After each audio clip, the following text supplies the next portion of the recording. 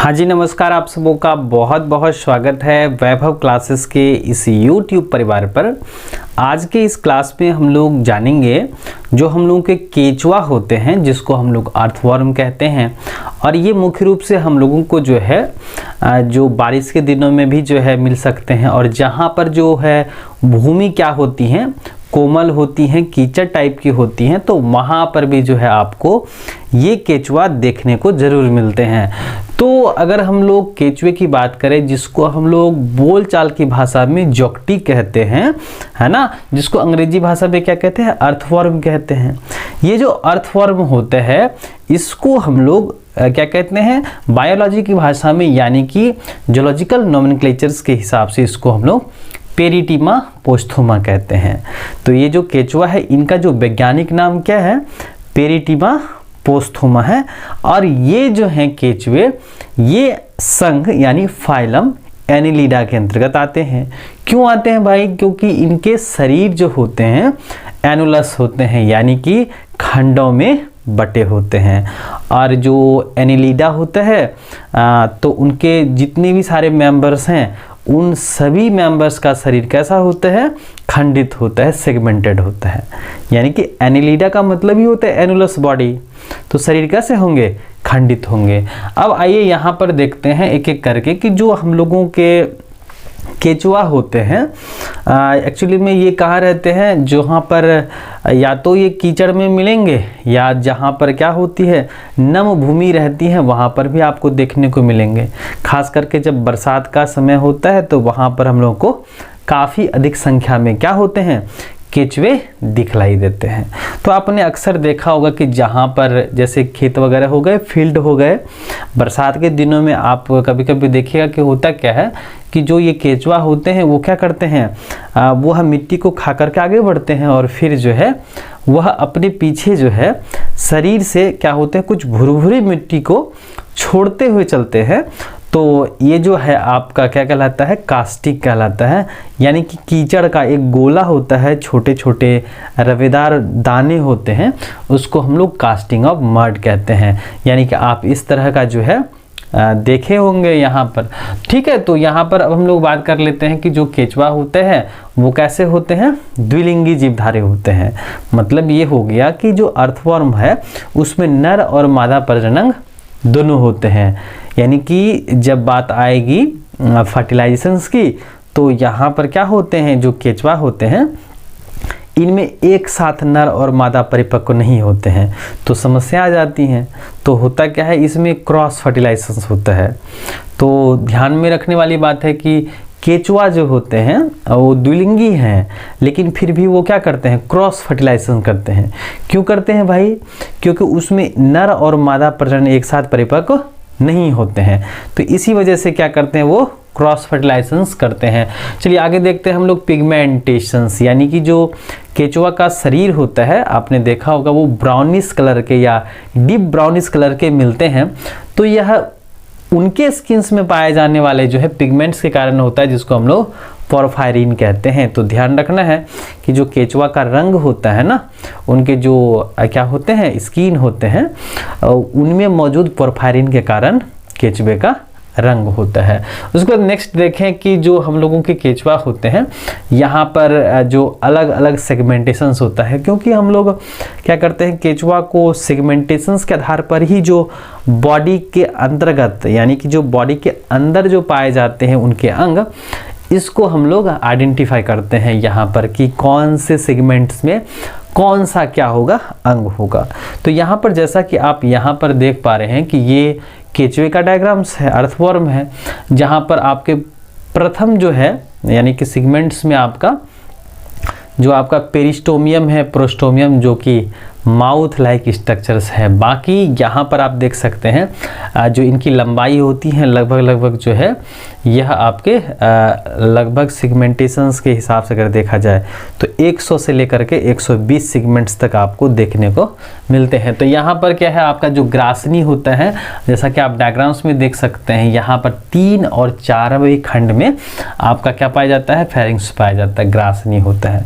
उसके बाद देखिए गिजार्ड जो होता है, गिजार्ड को हम लोग क्या कहते हैं, जैसे कि नहीं होता है कि भोजन को क्या करने वाला, पीसने कूटने वाला, है ना। तो इसमें भी ऐसी व्यवस्थाएं होती हैं।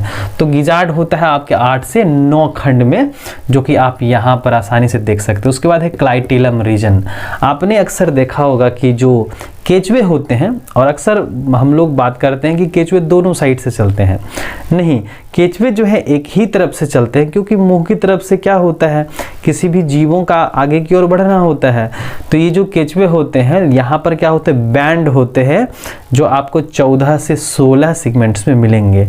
तो यहाँ पर आप देख सकते हैं कि ये क्लाइटेलम रीजन्स हैं, और इन्हीं को देख करके आप बता सकते हैं कि इस तरफ माउथ होगा, क्योंकि नज़दीक होता है ना जी, यानी कि 1 से लेकर के 14 तक, 16 तक, तो 14वां से 16वां सेगमेंट जो होता है वो क्लाइटेलम रीजन्स वाले होते हैं, जो बैंडेड होते हैं, जो आपको इस तरह से दिखलाई पड़ते हैं। उसके बाद देखिए क्या है, आपका नेफ्रिडिया है, जो सभी खंडों में पाया जाता है, यानी कि पहले को छोड़ करके, माउथ को छोड़ करके सारे सेगमेंट्स में पाया जाता है। नेफ्रिडिया जो होता है केचुआ का एक्सक्रीटरी ऑर्गन्स होता है, यानी उत्सर्जी अंग होता है। ध्यान रखने हैं कि जो एनिलिडा में खास करके आपके जो है अर्थवर्म, इसमें नेफ्रिडिया होता है एक्सक्रीटरी प्रोडक्ट्स को बाहर करने के लिए। जिस तरह से हम लोगों में किडनी होता है ना, वृक्क होता है मनुष्यों के कंडीशंस में, उसी तरह से जो है आपके यहाँ पर क्या होते हैं, आपके नेफ्रिडिया पाए जाते हैं। नेफ्रिडिया जो होते हैं मुख्य रूप से 3 तरह के होते हैं। एक होता है आपका सेप्टल नेफ्रिडिया, उसके बाद है फेरेंजियल नेफ्रिडिया, और उसके बाद होता है इंटेगुमेंट्स, जो आपके पूरे बॉडी पर लगे रहते हैं। तो उसके बाद यहाँ पर जो है नेफ्रिडिया सभी खंडों में पाया जाता है, सिर्फ मुंह को छोड़ करके। उसके बाद देखिए क्या है, जेनेटल पेपिला जो है वो आपका 17 से 19 सेगमेंट्स में होता है, और मेल जेनेटल पोर जो होते हैं 18वें खंड में होता है। उसके बाद देखिए प्री टिफ्लोसोलर रीजन जो है 15 से आपके 26वें खंड तक होता है।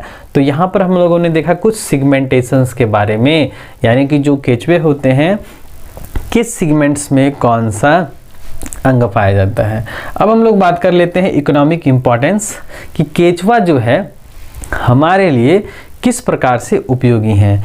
तो पहला पॉइंट देखें कि जमीन जोतने का कार्य करते हैं, यानी कि जो हमारे केचुआ होते हैं वो क्या करते हैं, भूमि में जाते हैं, यानी फील्ड या खेतों में जाते हैं, और वहाँ की जो है मिट्टी जो ज़मीन के अंदर है उनको बाहर करते हैं। इस तरह से क्या होता है, ये जो आपके कास्टिंग्स ऑफ मड्स हैं, यानी कि जो भुरभुरी मिट्टी होती हैं, नमी युक्त तो होती हैं, उर्वरा शक्ति वाली होती हैं, वह क्या होती हैं, ज़मीन के नीचे से वह क्या होता है, ऊपर आ जाता है, सरफेस पर आ जाता है।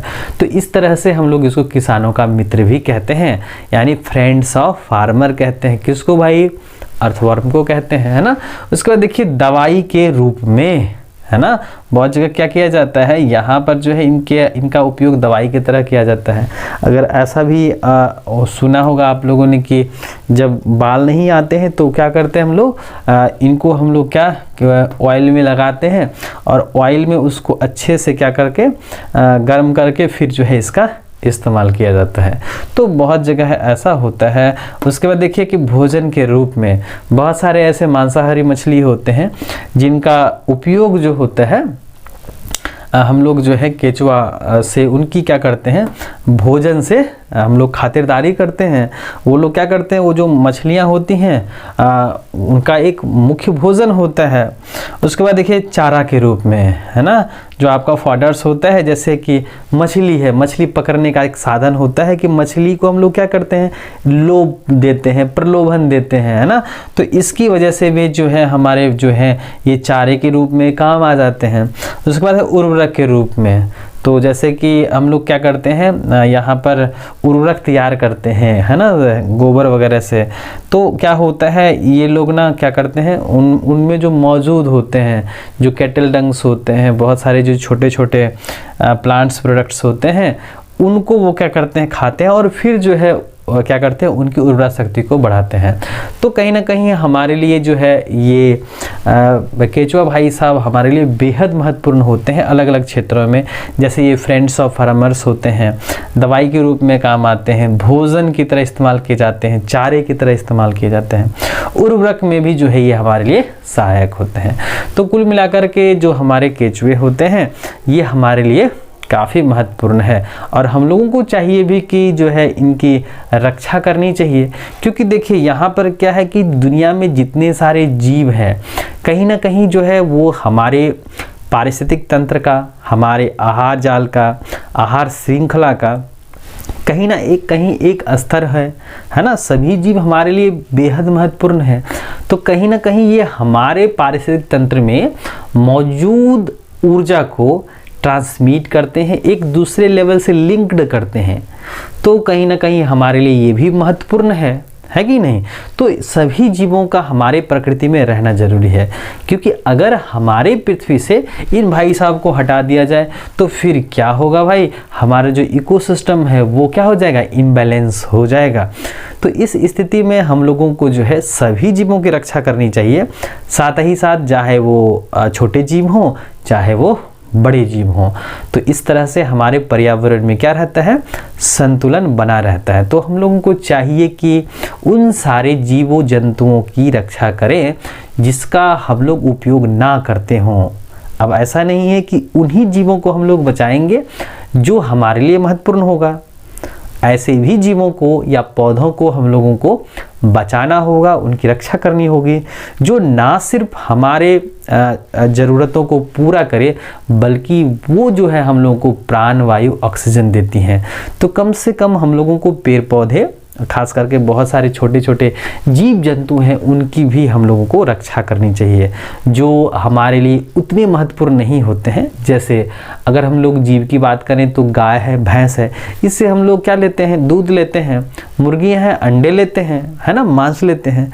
तो कहीं ना कहीं कुछ बहुत सारे ऐसे जंतु होते हैं, बहुत सारे पक्षी होते हैं, हमारे पौधे होते हैं, उनके ना तो हम लोग फल ही लेते हैं लेकिन कहीं ना कहीं वो हमारे लिए महत्वपूर्ण होता है।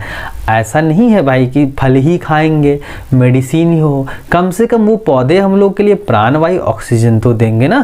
तो इस वजह से भी महत्वपूर्ण होते हैं हमारे पर्यावरण में जितने सारे जीव और आपके जंतु, है ना, यानी कि पौधे और जंतु, तो सबका रहना बहुत ज़रूरी है। तो आज के लिए बस इतना ही। हम लोग मिलते हैं नेक्स्ट क्लास में एक नए टॉपिक के साथ।